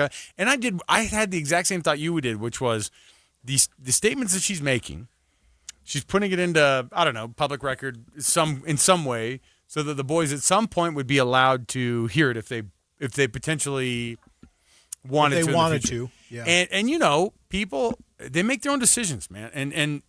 And who knows of those 3 boys, what they're going to feel about it, of even just one of them going, yeah, but I feel this way, and maybe mom did get the short end of the stick. Whatever, she's putting it out there for the possibility to be able to be heard in some way or read in some way by her kids. And it's interesting, too, that the family goes, hey, look, she's like, all my calls are getting blocked, all my letters are getting blocked, everything's getting returned back to sender, all those things.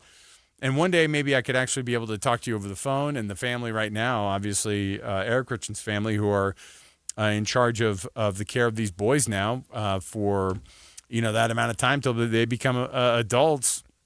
That's up to them. That's up to them. They can just go, no, we're not going to do this. The mom already took. By the way, what was not said was, or at least was said by Katie, who's their aunt, who now is the she's the one who's going to be in charge as the trustee of for these boys. She goes, for 16 months, as soon as the death happened, the mom took the kids away from them and then just told them, according to her, all the bad stuff about this family. Oh, they're terrible, and here's why. And then the family, according to Kouri Richins, did the same thing as soon as the custody of the boys was turned over after her arrest. Yeah. So it's a very complicated deal that's been wrapped up into one thing, which is she's going to be in prison the rest of her life over here in West Salt Lake. Yep, out there by the international airport. She'll be able to watch the planes, queuing up from the prison yard. And she'll be able to watch them flying in from the prison yard. She'll be able to see them. Well, I don't know what kind of views out there, but wondering what's out there. This all started about 4 years ago, when, according to her conviction, she tried to kill her husband and then was finally successful. So she attempted once, failed, and then finally she killed him by drugging him with fentanyl, and that killed him. That was in 2022. And then slowly this case started to get put together. Some people brought some information, and she was prosecuted for murdering her husband. Found guilty, sentenced today to life without possibility of parole. So there you go, and that's done. And honestly, I'm glad. Ethan dusts his hands of it and then goes, I hope we never talk about it again. Honestly, Alex, I know you get into it. I can tell, because when you talk about this, you get really energetic and you sit up straight and you become like weirdly articulate. Why weirdly articulate? I hate you. I hate working with you. But for me, suddenly your points become more cogent. I don't know. You just seem like you know what you're talking about a little bit more. Weird literacy. I don't listen. I'm not defending the fact that I like the true crime stuff. I know you like it. You like it, and that's fine. My wife loves it. I don't. I'm not into it. I don't like it. I don't like stories like this. I'm going to send you and Emily some more Dateline stories I think you should catch up on. I did not enjoy listening to her statement to her son. Her statement sucked big time. I did. It could have been anything. She could have gotten up there and recited the Pledge of Allegiance. I would have hated it. So annoying. And I didn't enjoy listening to her get sentenced. It's like she's guilty. I don't feel bad for her, but just the fact that this is happening. Yeah. I don't like. I don't like. Here comes Ethan, the human being, trying to bring things back into focus. I'm thanks. Getting old. I'm getting old. I want happy, fun things. No, we did talk. That's about what that. I want.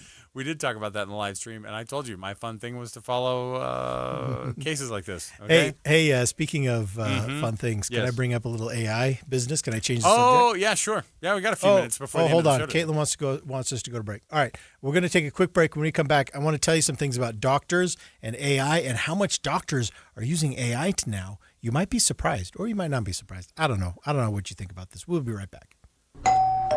It's Uncle Sam, and he wants some of your retirement money.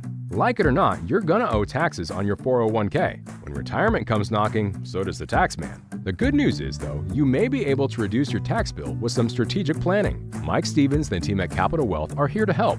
You'll work together to craft a plan that is designed to help make sure you don't pay a penny more than you should, because you deserve to keep as much as possible of what you've earned. Taxes are historically low right now, and we all know they probably won't remain this low forever. So call Mike Stevens and the team at Capital Wealth before this tax-saving opportunity is gone. 801-210-5500. That's 801-210-5500. It's time to preserve the retirement you've worked so hard for without giving more than necessary to your favorite uncle. Call Mike Stevens and the team at Capital Wealth now to schedule your 401k tax review. 801-210-5500. Advisory services offered through Capital Wealth Advisors, LLC, a state of Utah registered investment advisor. Firm does not give tax advice. KSL offers the best daily newsletter in the state. It's the 3 things you need to know. Every weekday, we deliver quality and relevant content to your inbox. No ads, no spam, just the 3 things you need to know to be informed about the world around you. Subscribe today. Visit KSLNewsRadio.com or text the word inbox to 57500. That's inbox to 57500. Tim Jr. here from RGS Exteriors. And let's face it, it's time to update the look of your home's exterior. When was that thing built? In the 50s, 70s, 90s, the 2000s? Well, it's looking like it. Faded siding, drafty windows, leaky gutters. It's time to take action now. RGS Exteriors has been taking Utah homes from drab to fab for over 5 generations. We only use the highest quality materials like James Hardie siding and gutter topper gutter covers. You will be blown away by how much different and better and awesome your house can look. Your neighbors will be jealous, your home value will go up, and most of all, you're going to love it. Everything we do comes with our industry-leading 10-year everything guarantee, so you can sleep like a baby, knowing if anything goes wrong, you're 100% covered. For a free estimate on your gutters, windows, siding, or anything on your outside of your home, call RGS Exteriors at 801-280-3110 or visit us at rgsexteriorsutah.com. That's rgsexteriorsutah.com. From the people who brought you It's the Dog Park comes. It's a hot spot on your dog's leg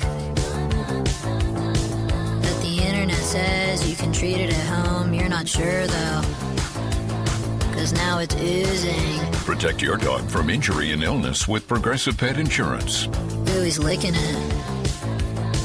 super gross, dude. Progressive Casualty Insurance Company and affiliates. Not available in all states or situations. Coverage subject to policy terms. Wesley Financial Group is not a law firm. I'm Chuck McDowell, founder of Wesley Financial Group. Did you buy a timeshare because they told you it was a great investment? That's a lie. Most timeshares can be bought online for $1. To find out what your timeshare is worth and to cancel it, call us today and we'll send you our timeshare exit kit free with all your options for cancellation. Call Wesley for your free exit info guide. 800-771-1300. That's 800-771-1300. Wait! Before you change the station, listen to this. 1-877 Cars for Kids. KARS Cars for Kids. 1-877 Cars for Kids. Donate your car today. 1-877 Cars for Kids. KARS Cars for Kids. 1-877 Cars for Kids. Donate your car today. Donate your car at carsforkids.org. That's cars with a K. Pickup is quick and easy. You'll also get a vacation voucher and a tax deduction. 1-877 Cars for Kids. KARS Cars for Kids. 1-877 Cars for Kids. Donate your car today. 1-877 Cars for Kids. KARS Cars for Kids. 1-877 Cars for Kids. Donate your car today. Donate your car today. Getting help with plumbing repairs is easier than you think. All you have to do is call Any Hour Services or schedule an appointment at anyhourservices.com. No one helps more homeowners than Any Hour Services. KSL Brightside with Ethan and Alex. The news just keeps getting weirder on KSL News Radio. All right, welcome back. Final segment here on the Bright Side, KSL Brightside. Welcome, everybody.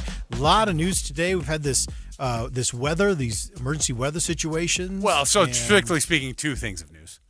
It's just felt like a lot, Alex, honestly. I know. And then, of course, Kouri Richins being sentenced to life in prison without the possibility of parole for murdering her husband, poisoning with fentanyl back in 2022. So that's the big news today, and there'll be a lot more on the afternoon news with Jeff Kaplan here in a couple of minutes. But in the meantime, Alex, I wanted to let you know something about your doctor, and that is he might be using AI on you.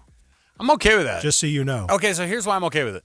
So AI and doctors, I listened to this whole series from Freakonomics about how AI actually is very, very, very good at a lot of things inside the medical industry, and I've decided to just let AI take the wheel when it comes to it. Well, here's what they're doing. There's a service called Open Evidence, which is an AI-powered medical search tool, and nearly 2/3 of U.S. physicians are currently actively using this tool, which everyone's really surprised about how quickly this has been adopted into the medical field. But doctors use it to quickly search for information, clinical evidence, things like that from trusted sources and Twitter.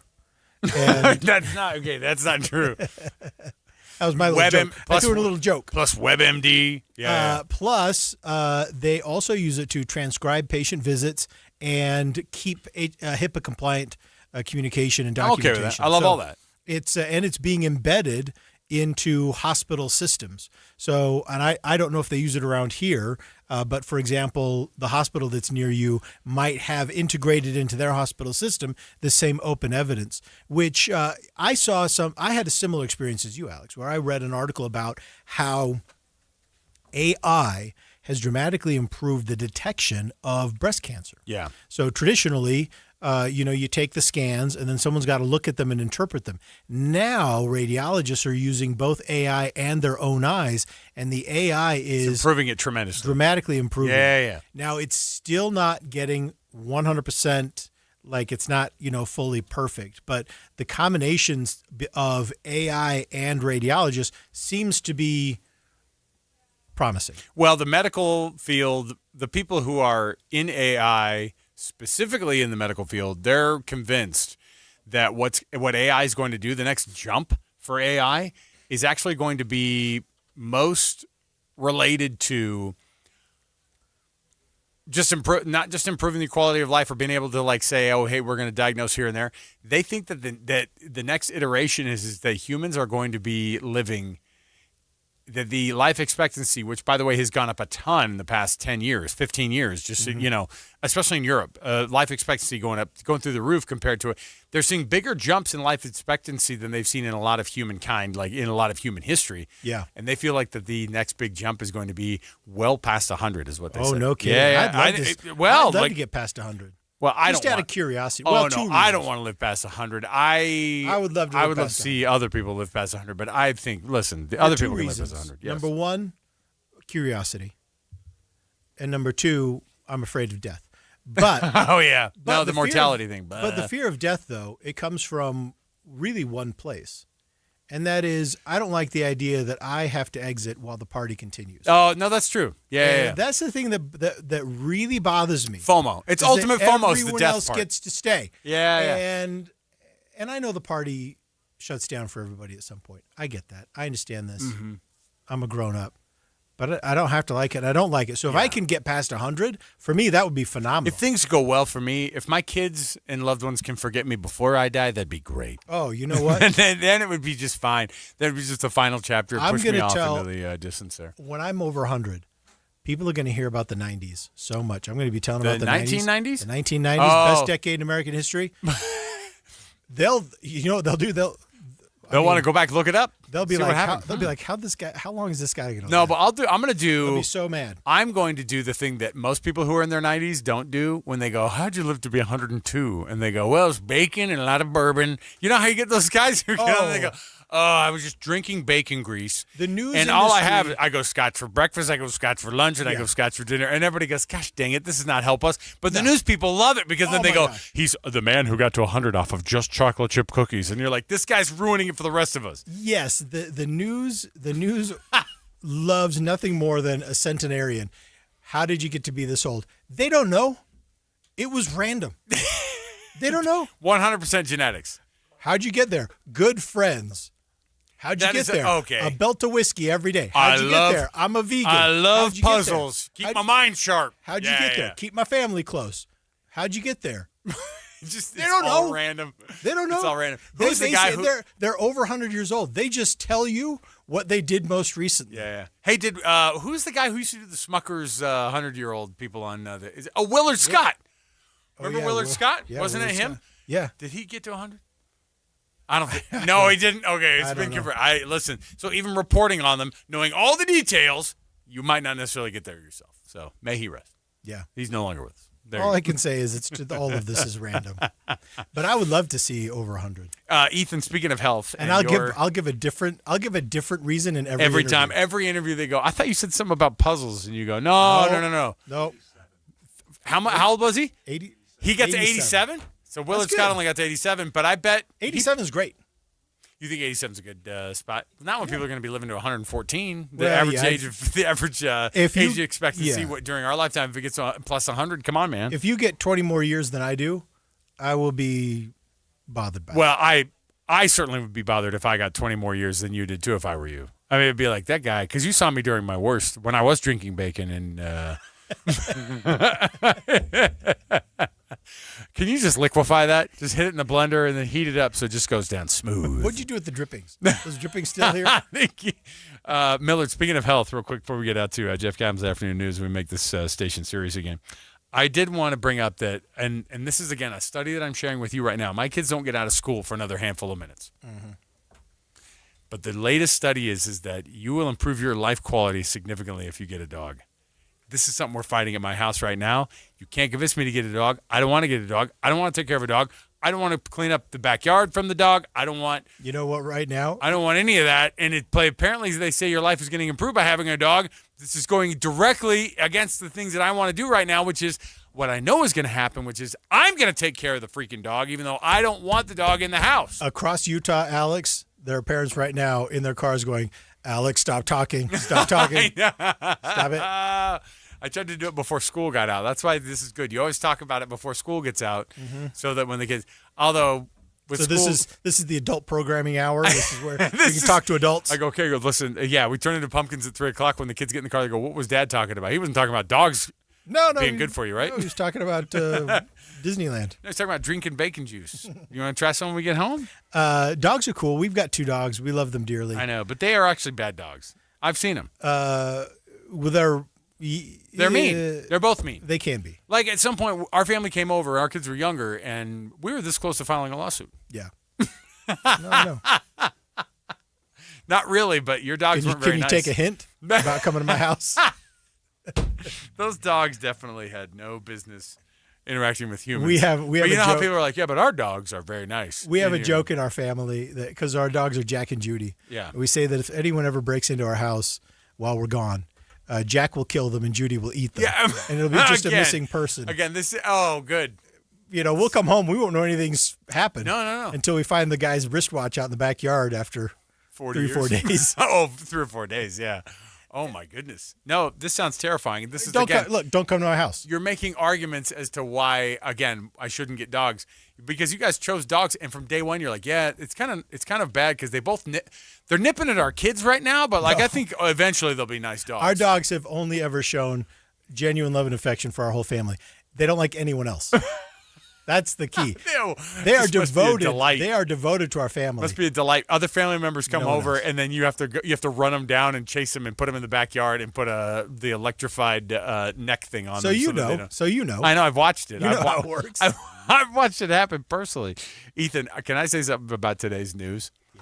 I'm going to be so glad when tomorrow we can get back to not having Kouri Richins talk for 40 stinking minutes on this program. Kim, I'm really looking forward to it again. So let's do this. Let's talk about her again when she's up for parole. I'm just saying, can we get back? Yeah, hey, I get what you're saying. So there you go. But can we bring back, I wasn't going to do this, but can we bring back hantavirus news? I actually have an update we didn't get to. I'm not allowing it. I'll do it tomorrow. Until tomorrow.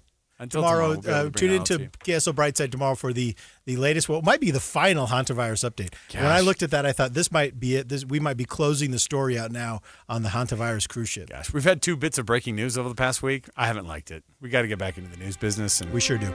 You know what? Let's leave it to the real professionals. That's what that music means. Jeff Kaplan's Afternoon News coming up right now.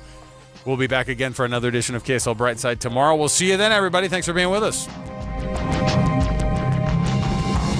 KSL FM Midvale. KSL Salt Lake City. From the KSL Common Spirit Health Studios, this is KSL News Radio. Utah's news, traffic, and weather station. Good afternoon, 3 o'clock at KSL News Radio. I'm Jeff Kaplan. We're at 88 degrees. The wind at 16 miles an hour in Salt Lake. KSL's top story. Breaking news insisting her innocence to the end. Kouri Richins was just sentenced to life in prison without parole for the murder of her husband, Eric Richins. KSL News Radio's Claire Scott